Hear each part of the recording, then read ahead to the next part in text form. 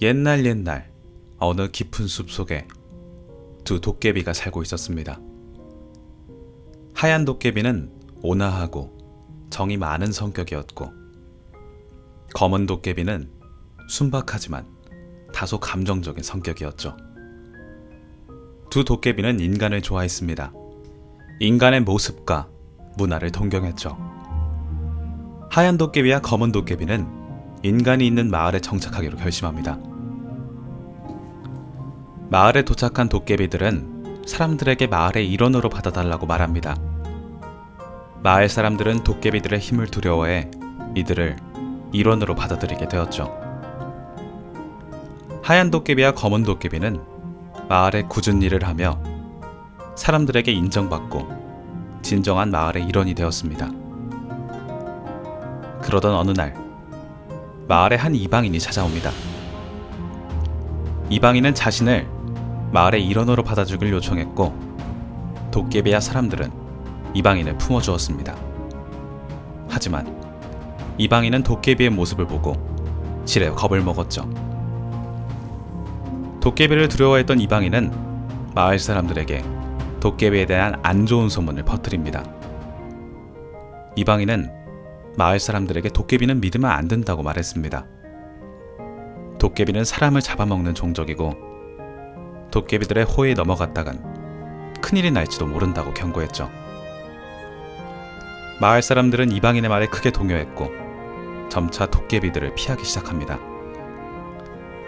하얀 도깨비는 자신을 두려워하는 마을 사람들의 모습을 보고 착잡한 감정을 느낍니다. 하지만 검은 도깨비는 하얀 도깨비와는 달랐습니다. 검은 도깨비는 인간들에게 분노했고 혼쭐을 내주려고 했습니다.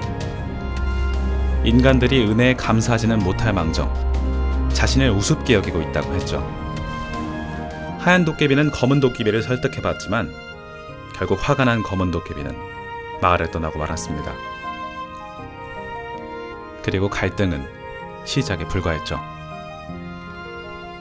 검은 도깨비가 마을을 떠나자 이방인은 마을 사람들에게 하얀 도깨비에 대한 안 좋은 소문을 퍼뜨리기 시작합니다. 그리고 얼마 뒤 마을의 촌장님은 하얀 도깨비에게 마을을 떠나줄 것을 부탁합니다. 마을 이장은 마을 사람들 모두의 결정이라며 도깨비의 강한 힘을 두려워한다고 말했습니다. 결국 하얀 도깨비는 마을을 떠났습니다. 자신이 원래 살던 깊은 숲속으로 돌아가게 되었죠. 깜깜한 저녁이 되었습니다.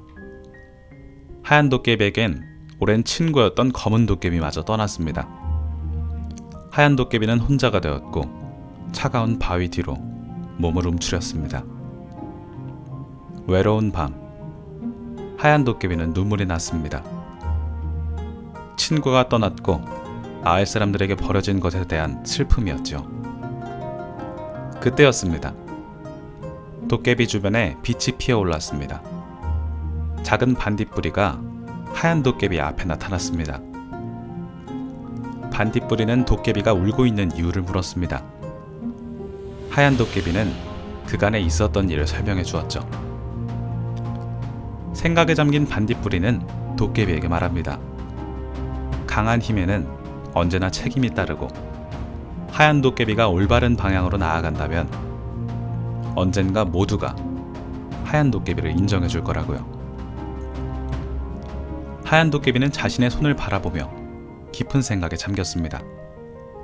그리고 밤은 더욱 짙어져 갔죠. 다음날 아침, 도깨비는 다시 마을로 돌아가기로 결정합니다. 자신의 힘을 마을 사람들을 위해 사용한다면 사람들이 자신을 믿어줄 거라 생각했습니다. 하지만 마을로 돌아온 하얀 도깨비는 큰 충격에 빠졌습니다. 마을이 불에 휩싸이고 있었습니다. 여기저기서 사람들의 비명이 들려왔죠.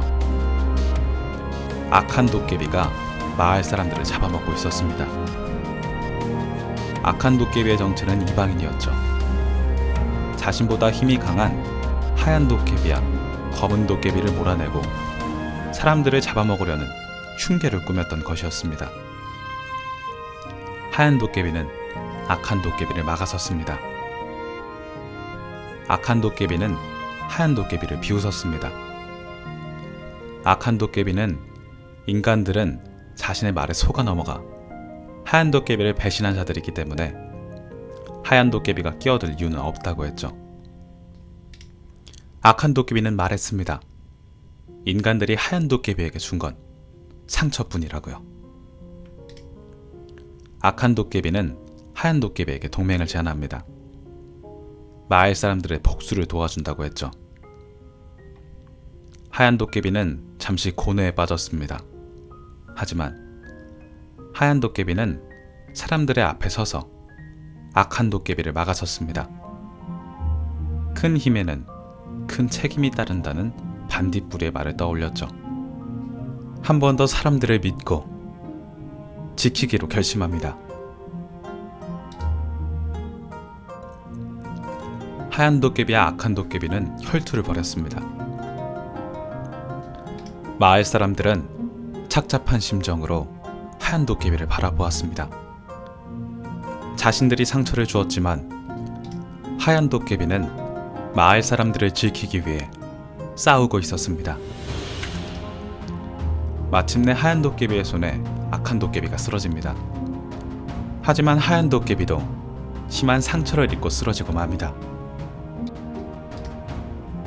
그제야 마을 사람들은 하얀 도깨비의 죽음을 슬퍼하며 자신들의 잘못을 뉘우치기 시작했습니다. 하얀 도깨비는 말없이 웃으며 고개를 끄덕였죠. 그때였습니다. 하얀 도깨비의 방망이에서 빛이 피어올랐습니다. 방망이는 땅에 스며들기 시작했죠. 도깨비의 요술 방망이에는 마을 사람들을 지키고 싶어하는 도깨비의 염원이 깃들었습니다. 하얀 도깨비가 죽은 자리에 하얀 도깨비를 닮은 거대한 장승이 솟아났습니다. 마을 사람들은 도깨비가 된 장승을 보며 먼 훗날까지 자신들의 잘못을 되새기고 하얀 도깨비를 추모했습니다. 하얀 도깨비는 오늘날까지도 마을의 수문장인 장승이 되어 악귀를 물리치는 수호신이 되었습니다. 장승은 한국에서 마을의 수호신으로 여겨진 조각상으로 악귀와 아군을 쫓는 효과가 있다고 전해집니다. 충청남도 청양에서는 100년 전부터 장승제를 올리는 한국 최고의 장승문화 보존지역입니다. 이곳에서 철갑산의 정기를 품은 다양한 장승들을 만나볼 수 있습니다. 관심 있게 보셨다면 장승공원 웹사이트 주소를 포함한 정보를 아래 더보기란에 기재해 두었으니 확인해 주시면 감사하겠습니다.